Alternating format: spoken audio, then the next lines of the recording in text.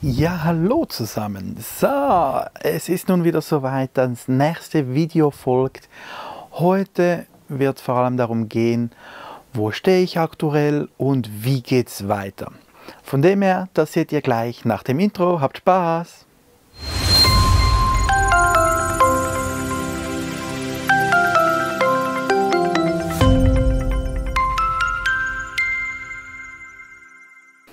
Ja, also ihr seht schon mal, es sieht ein bisschen anders aus. Ihr hört mich trotzdem, warum. Ich habe neu jetzt ein Mikrofon. Endlich habe ich soweit, dass ich da ein bisschen professionell unterwegs bin. Ja, wo stehe ich gerade? Aktuell, oder ich fange mal etwas länger an. Der Plan meiner Reise war eigentlich ja wirklich etwa 2,5 Jahre, 3 Jahre zu reisen. Mit ein bisschen diversen Ideen dahinter. Das eine war, ich wollte eigentlich so meine Komfortzone immer etwas mehr vergrößern, indem ich zuerst mit einem Schiff unterwegs bin, das so ungefähr die gleiche Qualität Leben anbietet wie halt hier zu Hause. Danach wollte ich in die USA gehen, etwa für ein Jahr, für ein Jahr mit Kanada zusammen ungefähr, wo dann die Qualität schon etwas nachlässt, und dann Step by Step Richtung Asien, wo ich dann halt wirklich eine andere Qualität von Leben rundherum habe. Jetzt nicht besser, nicht schlechter, aber einfach so, ich bin Mensch, ich liebe mein Badezimmer, und das ist dann halt vielleicht im asiatischen Raum nicht mehr ganz so, wie ich es halt hier gewohnt war. Die zweite Idee war an sich auch, die Art des Reisens zu verändern, indem ich von Anfang her mit Schiff unterwegs bin, wo noch alles wirklich geführt ist, und dann Step by Step mehr so mit dem eigenen Auto unterwegs bin, das ich miete, und am Schluss dann wirklich mehr so mit ÖV im asiatischen Raum unterwegs bin. Das war sicher eine Idee dahinter.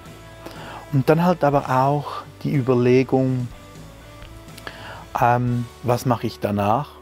Und das wollte ich eigentlich während dem Reisen ein bisschen herausfinden. So, gibt es irgendwo einen Platz, einen Ort, eine Tätigkeit, wo ich sagen würde, dafür würde ich auch gerne das Reisen wieder aufgeben. Irgendwo, wo ich das Gefühl habe, da werde ich gebraucht. Meine Idee war immer, entweder mit Kindern zusammenarbeiten oder mit Tieren. Da für mich immer so die Aussage war, das sind die zwei Arten von Lebewesen, die sich kaum bis gar nicht verteidigen können, sich selbst helfen können und so weiter. Klar, es gibt auch erwachsene Personen, die Hilfe brauchen, das ist kein Thema. Ich glaube aber immer, Kinder oder Tiere haben es viel schwerer auf dieser Welt. Ja, das war der Plan vor Covid. Dann kam Covid, alles ging ein bisschen drüber und drunter. Ich musste dennoch schon bereits echt einiges feststellen, das ich euch so auch mitteilen kann. Ich bin und war noch nie der Typ, der zelten geht. Und ich muss echt zugestehen, ich bin froh, wenn ich mein eigenes Badezimmer habe. So hart wie sich das anhört, aber ich fühle mich echt nicht mehr jung genug, um in Hostels unterwegs zu sein. Ich habe es jetzt einmal versucht. Es war nicht schlecht, versteht mich nicht falsch, wirklich nicht. Es ist einfach, es ist nicht meine Art des Reisens, so hart es sich das anklingt oder anhört. Das wusste ich davor noch nicht, und das ist etwas, das ich einfach feststellen musste für mich. Hostel, schwierig. Machbar, kein Thema, schwierig. Was ich generell merke auch, das andere ist, ich bin bei allem dabei. Also wenn jemand mich fragt, hey, kommst du mit mir, wir gehen dahin wandern, wir machen das, ich glaube, ich bin wirklich überall dabei, außer Fahrradfahren und alles, was illegal ist. Aber sonst bin ich bei wirklich allem dabei. Habe aber meine Mühe, mich selber zu motivieren, was Eigenes zu machen. Ich habe es leider gesehen in LA. Ich war 2 Monate dort und habe einfach so das innere Gefühl, ich habe nichts gemacht. Ja. Das sind so Erkenntnisse, die während dem Reisen kommen.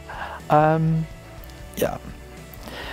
Dann das nächste, wo ich gestanden bin, als ich jetzt zurückkam, ganz kurz, war halt, meine Idee war ja, was zu finden, was ich gerne machen würde. Und es sind jetzt doch 3 Jahre bald her, seit ich die Reise gestartet habe. Klar, ich hatte dazwischen 1,5 Jahre nichts, wo ich halt zu Hause war und an sich einfach wartete, bis alles wieder aufgeht. Aber ich habe immer noch keine Ahnung, wo ich eigentlich hin will schlussendlich. Das war so etwas, das mich gerade in den letzten Monaten echt mehr und mehr beschäftigt hat, muss ich zugestehen. Schon bereits in LA hatte ich echt immer so die Überlegung, wie geht es eigentlich weiter, wie geht es eigentlich weiter. Ja, ich kann soweit sagen, viel weiter bin ich noch nicht mit der Überlegung. Ich weiß, was ich gerne machen würde. Also muss ich, wie gesagt, natürlich entweder mit Kindern zusammenarbeiten oder mit Tieren. Ich bin eher auf Tiere fixiert als auf Kinder, muss ich zugestehen. Das andere, was mich wirklich auch immer sehr fasziniert hat und immer fasziniert und ich auch immer gerne mache, ich halte es einfach nicht fest auf YouTube, weil ich mich dabei schlecht fühle. Und zwar ist es, Menschen zu finden, und wenn ich das Gefühl habe, die Person hat es echt verdient, nach meinen Kriterien, nach meiner Auffassung, nach meinem Kennenlernen von der Person, verwöhne ich gerne eine Person. Ich schenke irgendetwas, das die Person wirklich brauchen kann und. Also ich bin kein Mensch, der gerne Geld verschenkt, in keiner Art und Weise.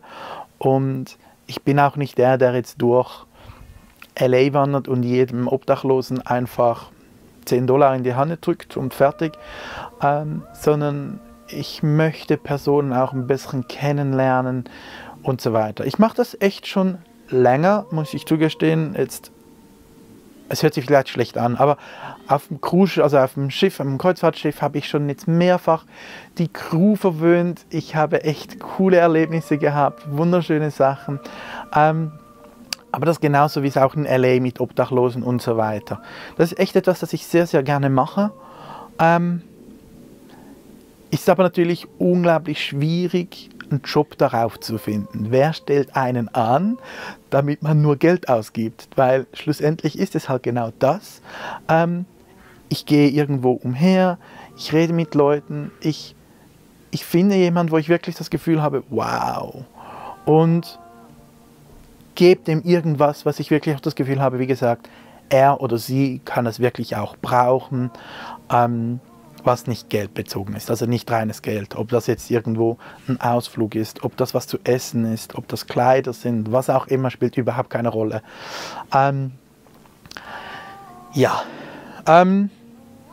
Aber von irgendwo muss das Geld auch kommen und ich kann nicht ewig mein Geld weggeben. Also ich habe dann halt irgendwann ist für mich dann halt auch Schluss, dann höre ich auf mit Reisen, dann suche ich mir wieder einen normalen Job wieder vor.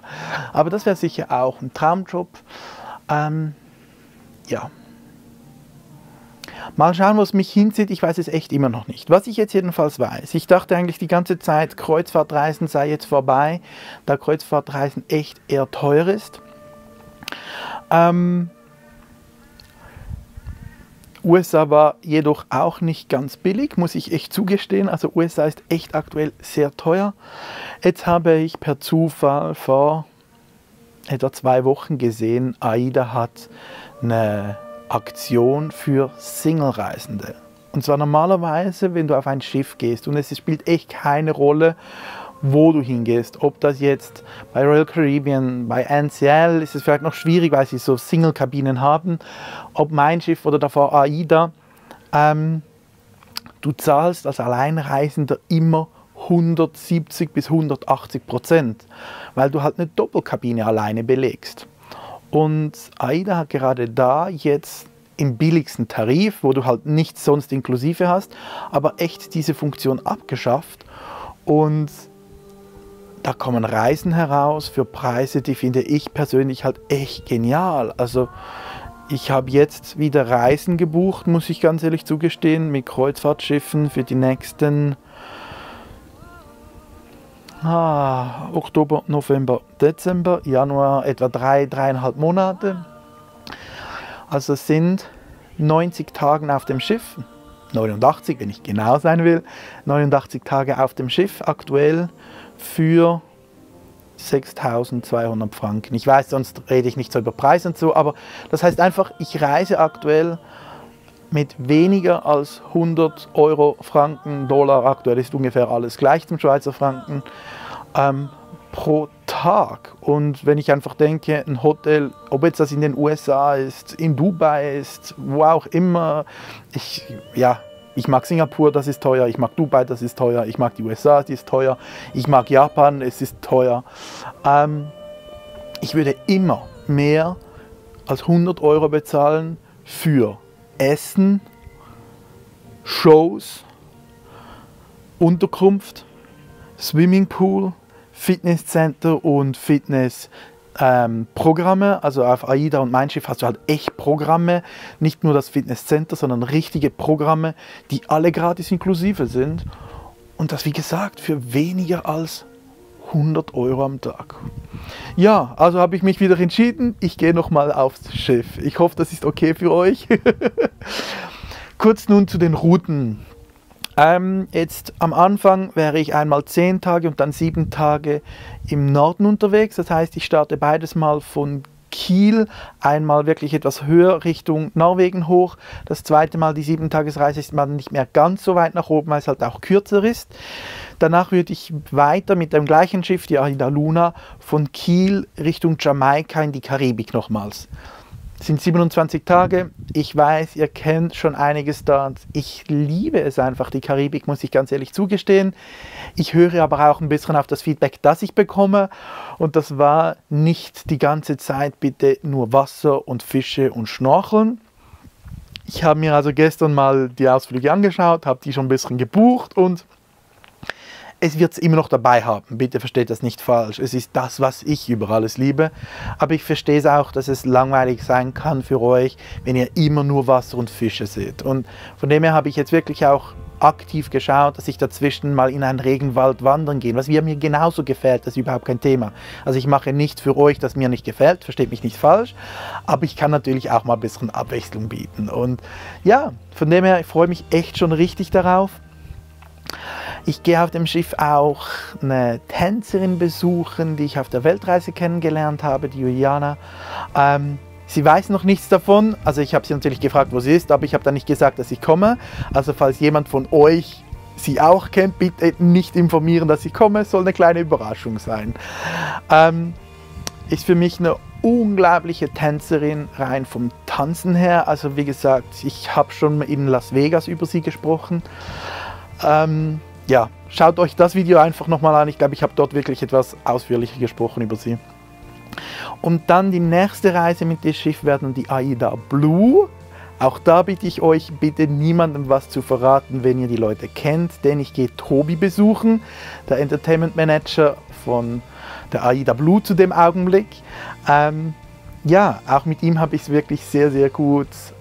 Letzte Reise, wo ich war mit ihm unterwegs in der Karibik, hat er mich ja dazu auch angespannt, ich will nicht überredet sagen, sondern wirklich angespannt, mich motiviert, mich bei AIDA zu bewerben und er hätte mich sofort unter seine Fittiche genommen, wäre ich angekommen, also hätte mich AIDA angenommen, hätte er gesagt, dann schaue ich, dass ich das irgendwie schaffe, dass du unter mir arbeitest, ich will mit so jemandem wie dir will ich zusammenarbeiten und das war halt echt eine richtige Motivation und habe mich dann wirklich auch beworben.